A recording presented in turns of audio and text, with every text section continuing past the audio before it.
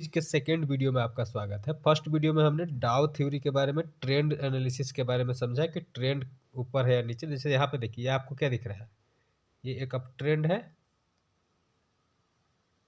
यहाँ पे एक कंसोलिडेशन है, एक अप ट्रेंड है। तो ये चीज़ हमने सीख लिया। अब आज के वीडियो में हम क्या सीखेंगे कि सपोर्ट एंड रेजिस्टेंस क्या होते हैं और इस पे कैसे काम करना है। एक डिटेल्स एनालिसिस है, इसके बारे में भी हम चर्चा करेंगे।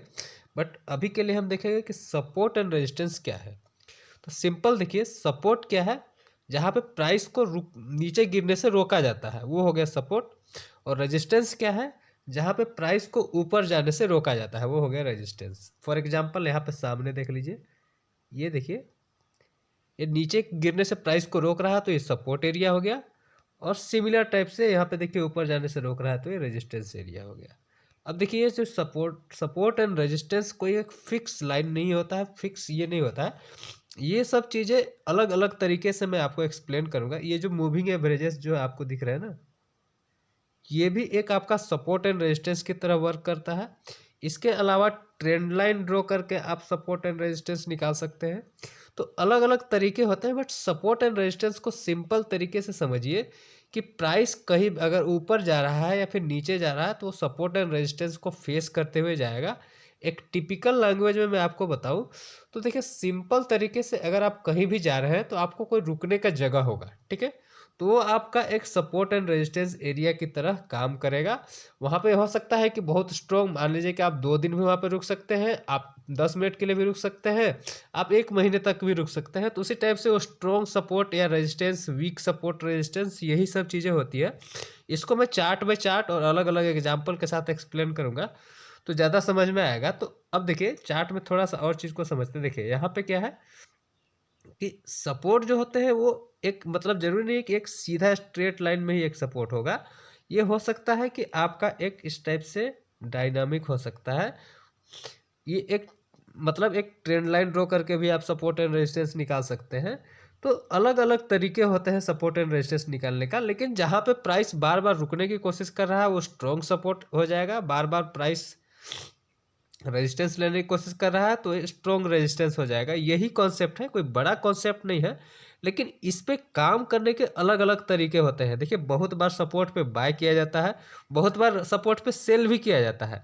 तो कौन कौन सा सिनारियो है जहाँ पे सपोर्ट पे बाय करना होता है, रेजिस्टेंस पे सेल करना होता है, और फिर ब्रेकआउट हो जाता है तो फिर उसमें क्या करना होता है, तो अलग अलग तरीके हम इसमें सीखेंगे।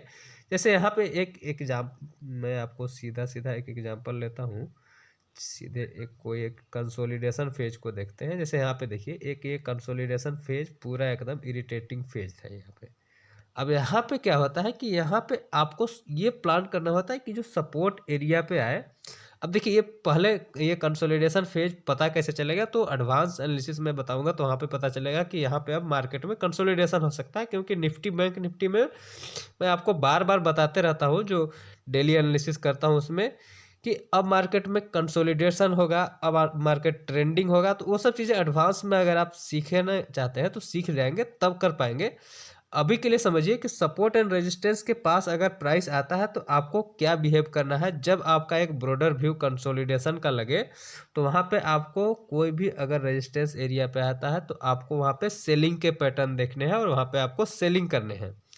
पैटर्न वगैरह पूरा हम डिटेल्स में डिस्कस करेंगे यहाँ पे, तो इसके लिए आपको कोई टेंशन की ज़रूरत नहीं है। अब देखिए, इसके अलावा एक चीज़ को यहाँ पे देखिए, ये देखिए, ये आपका एक सपोर्ट एरिया है, ये आपका डायनामिक है, नीचे की तरफ आ रहा है। ये ट्रेंड लाइन ड्रॉ करके भी कर सकते हैं। अब कई बार क्या होता है कि यहाँ पे देखिए, ये आपका एक रेजिस्टेंस एरिया भी था यहाँ पे। तो यहाँ पे देखिए आपका सेलिंग आया तो यहाँ पे कुछ पैटर्न बने।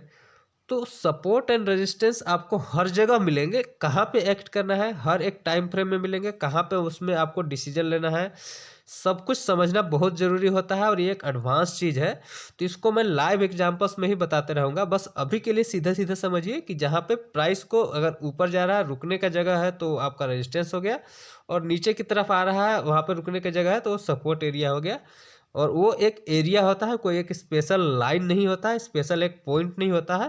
वो एक छोटा मोटा एरिया हो सकता है, उसके बारे में भी हम चर्चा करेंगे आने वाले वीडियोस में।